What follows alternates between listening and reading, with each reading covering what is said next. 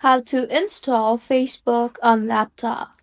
Hello everyone, I am Bishaka and welcome to our channel. Now let's get right into the tutorial.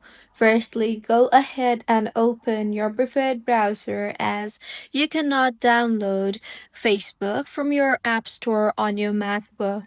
As you can see, there is no Facebook here in App Store, so open your preferred browser and in the search bar, search for facebook.com.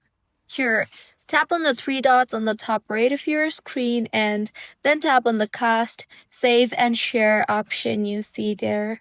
In the other menu that appears, you will see the option for install Facebook.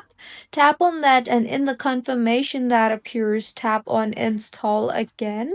And with this, as you can see, the Facebook application has been installed in my Mac successfully. So this is how you can install Facebook on laptop. If you find this tutorial helpful, please like the video and do comment if you have any queries.